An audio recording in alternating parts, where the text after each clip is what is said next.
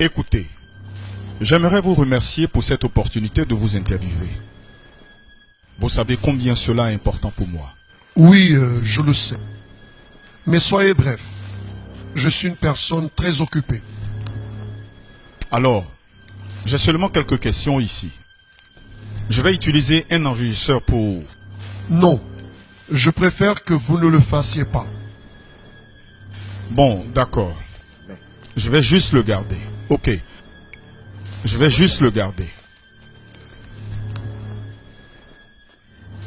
Ok. Commençons alors. Qui êtes-vous? Voilà une question qui n'est pas simple. En vérité, je suis un rebelle, un philosophe, un idéaliste, un inventeur, le premier plus grand leader politique qu'il y ait déjà existé. Votre apparence est un peu différente de celle que j'imaginais. Comment êtes-vous vraiment? Vous attendiez quelqu'un avec une capuche rouge. Je ne suis pas comme vous, les êtres humains, qui sont coincés dans ce corps matériel. J'appartiens à un autre plan de matière et je peux me présenter de la manière que je veux.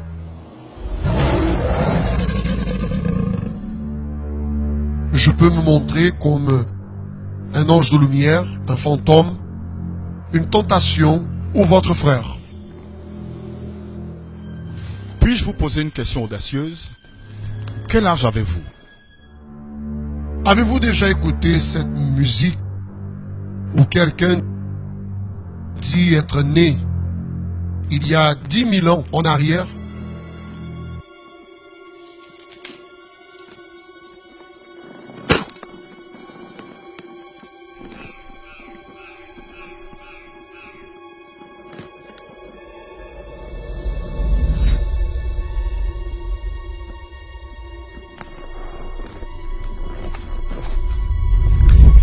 Ce quelqu'un, c'est moi. Vous fumez? Qui pensez-vous qui a inventé ceci? Excusez-moi, mais comment puis-je savoir que vous ne me mentez pas? N'êtes-vous pas le père du mensonge? Vous lisez la Bible, jeune homme? Non, non. Oui, je sais que vous ne le faites pas. C'est juste une question rhétorique. Les gens exagèrent un peu les choses à mon sujet. Une bonne partie de ce que je dis est vrai. Cependant, discerner la vérité du mensonge, cela vous revient à vous les êtres humains. C'est vous qui choisissez en qui vous voulez croire. Quelle est votre origine? C'est-à-dire, d'où venez-vous? C'est une longue histoire. Mais je suis un gars intelligent. Il suffit de dire que nous deux, nous sommes enfants d'un même père. Des milliers d'années en arrière, j'occupais un poste très important, une position distinguée.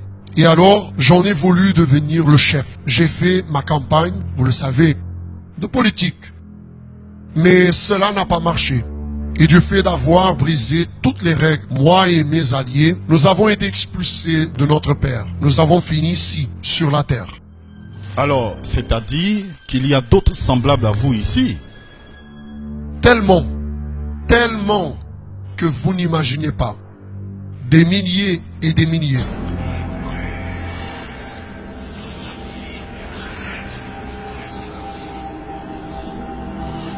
Et quel est votre plus grand atout? Faire les personnes croire que je n'existe pas.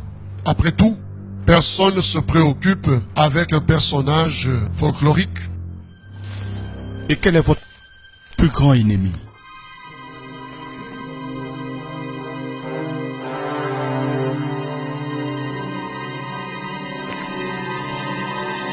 Le Fils.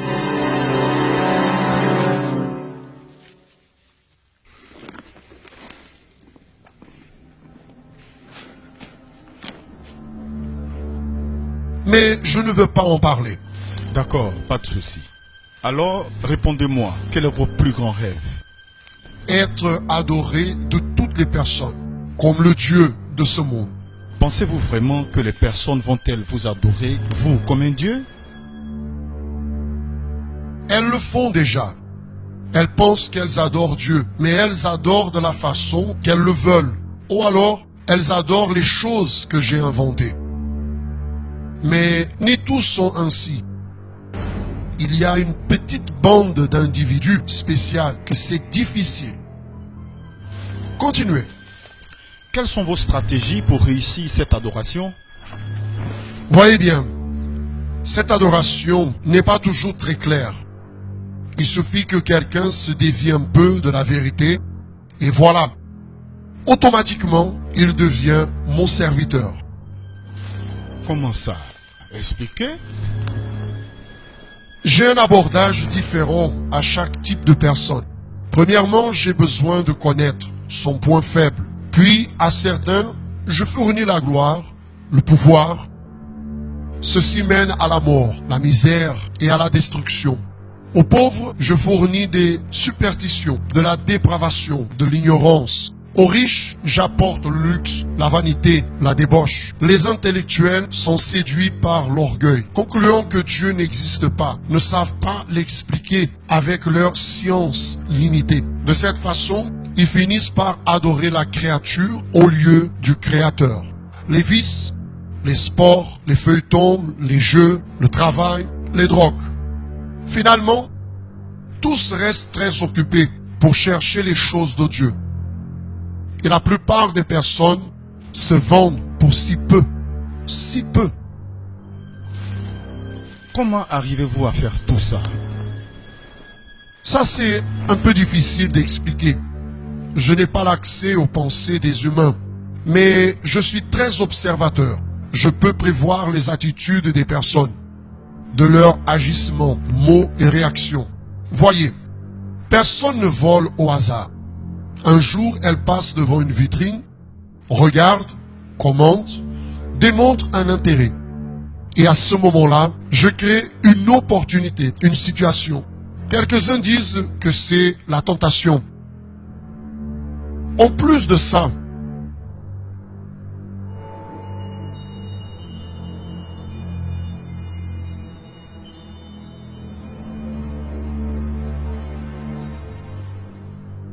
je peux manipuler les éléments de ce monde à mon bel plaisir.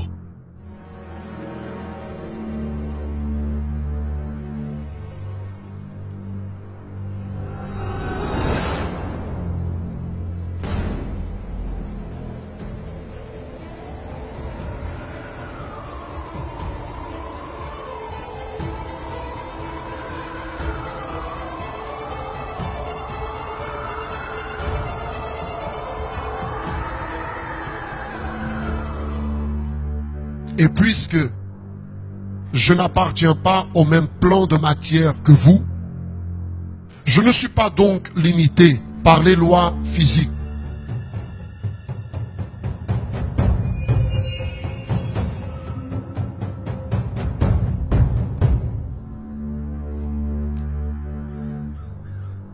Pour moi, il n'existe pas de mur. Je peux voyager plus vite que la lumière et reproduit parfaitement la voix de quiconque qui ait déjà vécu sur cette terre. D'ailleurs, l'imitation, c'est un de mes trucs préférés. Presque tout le monde tombe au piège. Créer des choses, vous le pouvez? Je ne peux pas créer la vie, seulement la vôtre. Mais j'en peux articuler des atomes et des molécules de façon à provoquer beaucoup de dégâts aux personnes et à des choses. Et qu'est-ce que vous haïssez le plus? Le pardon, la repentance, la réconciliation, les genoux fléchis en prière, les familles unies, la Bible, la loi de Dieu et son peuple ici sur terre. Eh bien, d'après ce que j'ai pu comprendre, vous êtes très puissant. Avez-vous peur de quelque chose? Mon futur, bientôt celui que j'ai crucifié, reviendra sur cette terre et finira avec mon autorité. Je sais qu'il n'y aura pas d'issue et qu'après, je serai détruit. Cela que j'essaie d'entraîner le plus grand nombre de personnes avec moi. C'est la seule façon de blesser le cœur de Dieu.